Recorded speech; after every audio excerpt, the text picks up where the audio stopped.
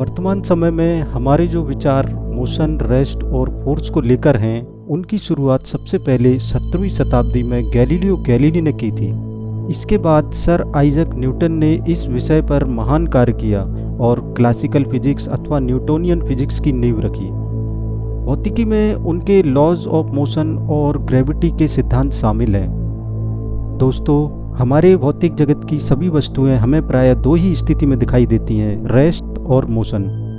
जब किसी ऑब्जेक्ट की स्थिति में कोई भी परिवर्तन दिखाई नहीं देता है तो उसे रेस्ट की स्थिति में कहते हैं। अब यदि मोशन की बात करें तो मोशन को जानने के लिए हमें कुछ बातों पर गौर करना होगा।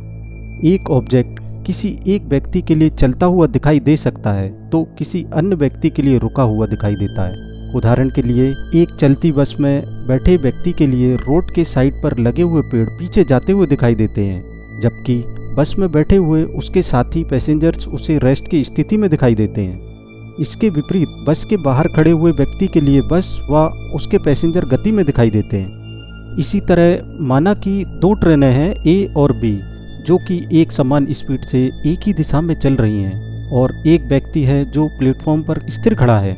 ट्रेन ए में बैठे व्यक्ति को ट्रेन बी चलती हुई दिखाई नहीं देगी और ट्रेन बी में बैठे व्यक्ति को ट्रेन ए चलती हुई दिखाई नहीं देगी, क्योंकि यहाँ दोनों ट्रेनें एक ही स्पीड से आगे बढ़ रही हैं। लेकिन प्लेटफॉर्म पर खड़े व्यक्ति के लिए ट्रेन ए और बी दोनों ही गति में हैं, क्योंकि उस व्यक्ति के सापेक्ष में दोनों ही ट्रेनें अपनी स्थिति बदल रही हैं। इन सभी उदाहरणों से हम ये निष्कर्ष निकाल सकते हैं कि किसी ऑब्जेक्ट को गति या मोशन में कहा जाता है यदि वह किसी अन्य ऑब्जेक्ट या ऑब्जर्वर के सापेक्ष कुछ समय अंतराल में अपनी स्थिति बदलता है। इस तरह यह कहा जा सकता है कि गति या मोशन हमेशा सापेक्ष या रिलेटिव होती है। मोशन दो तरह की होती हैं, यूनिफॉर्म मोशन और नॉन यूनिफॉर्म मोशन। जब कोई ऑब्जेक्ट समान समय अंतराल में समान डिस्टेंस तय करता है तो उसे यूनिफॉर्म मोशन कहते हैं।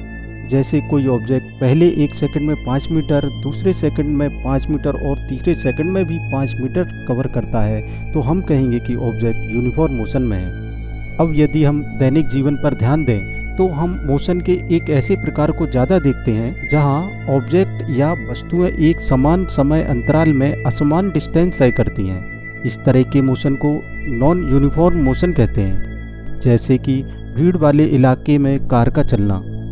अब हम बात करते हैं कि गति को कैसे माप सकते हैं। आमतौर पर मोशन को मापने के लिए दो भौतिक मात्राओं का उपयोग करते हैं, वे हैं स्पीड और वेलोसिटी। सरल शब्दों में स्पीड यह बताती है कि किसी निश्चित समयावधि में ऑब्जेक्ट कितनी डिस्टेंस तय करता है। गणितीय रूप में speed equal to distance divide by time. यदि डिस्टेंस को मीटर में और टाइम को सेकंड में मापते हैं तो स्पीड को मीटर पर सेकंड में मापेंगे। वेलोसिटी की बात करें तो ये कुछ भी अलग नहीं लेकिन दिशा के साथ मोशन या स्पीड है। अधिक सटीक रूप से वेलोसिटी को उस दर के रूप में परिभाषित कर सकते हैं जो समय के साथ स्थिति बदलती है। इस स्थिति बदलने को अक्सर विस्थापन या डिस्प्लेसमेंट के रूप में जाना जाता है। गणितीय रूप से velocity equal to change of position divide by time interval या displacement divide by time. Velocity और स्पीड दोनों की यूनिट एक ही होती हैं। अब हम सरल भाषा में कहें तो जब हम स्पीड की डायरेक्शन को बता देते हैं तो वह वेलोसिटी बन जाती है। आइए इसे एक उदाहरण से समझते हैं। यदि एक आदमी 10 मीटर पर सेकंड के साथ चल रहा है तो यह उसकी स्पीड है, लेकिन यदि हम कहते हैं कि आदमी 10 मीटर पर सेकंड के साथ उत्तर दिशा में चल रहा है तो यह उसका वेग या वेलोसिटी है। आइए इन्हें कुछ एग्जाम्पल से समझते हैं। कोई ऑब्जेक्ट एक सर्कुलर पाथ जिसका डायमीटर 7 मीटर है को 2 सेकंड में पूरा तय करता है। वह पॉइंट ए से स्टार्ट करके वापस उसी पॉइंट ए पर आएगा तो ऑब्जेक्ट की speed equal to total distance cover divide by total time या circumference of circle divide by time. इसको इस तरह कैलकुलेट करेंगे।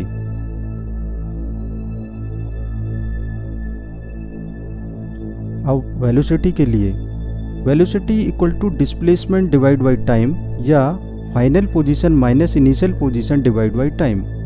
इस तरह वेलोसिटी इक्वल टू 0, क्योंकि सर्कुलर पाथ में व्यक्ति का इनिशियल पॉइंट और फाइनल पॉइंट एक ही होता है। अब यदि कोई ऑब्जेक्ट एक सरल रेखा में गति कर रहा है तो उसकी डिस्टेंस और डिस्प्लेसमेंट एक ही होगी, अतः उसकी स्पीड और वेलोसिटी भी एक ही होगी। आइए एक उदाहरण से इसे समझते हैं। माना एक object straight line A B जिसकी लंबाई 10 मीटर है को कवर करने में 2 सेकंड का टाइम ले रहा है, तो उसकी स्पीड और वेलोसिटी दोनों ही 5 मीटर पर सेकंड होंगी। दोस्तों, यदि कोई ऑब्जेक्ट यूनिफॉर्म मोशन में है तो हम आसानी से उसकी स्पीड, वेलोसिटी और एक्सेलेरेशन को मेजर कर सकते हैं, लेकिन यदि ऑब्जेक्ट नॉन यूनिफॉर्म मोशन में होता है तो हमें एवरेज स्पीड और एवरेज वेलोसिटी मेजर करनी होती है। Average speed equal to total distance travelled divide by total time taken. Average velocity equal to initial velocity plus final velocity divide by 2। अब बात करते हैं तात्क्षणिक या इंस्टेंटेनियस स्पीड और इंस्टेंटेनियस वेलोसिटी के बारे में। यहाँ पर हमें किसी दिए हुए इंस्टेंट टाइम यानी उसी समय पर स्पीड को कैलकुलेट करना होता है, ना कि उस टाइम इंटरवल में। मान लीजिए कोई ऑब्जेक्ट ए से बी तक की दूरी तय करने में इस तरह से जो फिगर में दिखाया गया है टाइम ले रहा है। जब हमें इस ऑब्जेक्ट की स्पीड t इक्वल टू 0 से t इक्वल टू 4 सेकंड के बीच निकालनी है तो हम टाइम इंटरवल को दूरी से डिवाइड कर देते हैं। लेकिन यदि हमें केवल 4 सेकंड पर इंस्टेंटेनियस या तात्क्षणिक स्पीड को कैलकुलेट करना है तो इस स्पीड को प्राप्त करने के लिए बहुत छोटी सी डिस्टेंस को कवर करने में लगे छोटे से समय अंतराल से हमें डिवाइड करना होगा। अतः instantaneous speed equal to small distance divide by small time. अब हमें चूंकि t इक्वल टू 4 सेकंड पर स्पीड प्राप्त करना है तो हमें 4 सेकंड के पहले अथवा 4 सेकंड के बाद स्मॉल इंटरवल में तय की गई दूरी को देखना होगा। यदि ऑब्जेक्ट 4 सेकंड के पश्चात अगला मीटर 0.001 सेकंड में तय करता है तो उसकी स्पीड एट 4 सेकंड होगी equal to 1 divide by 0.001 equal to 1000 metre पर सेकंड। चूंकि यह कम्प्लीटली एक्यूरेट नहीं होगी क्योंकि 0.001 सेकंड अंतराल में स्पीड कुछ चेंज हो गई होगी, लेकिन हमारे पास एक लगभग एक्यूरेट उत्तर है।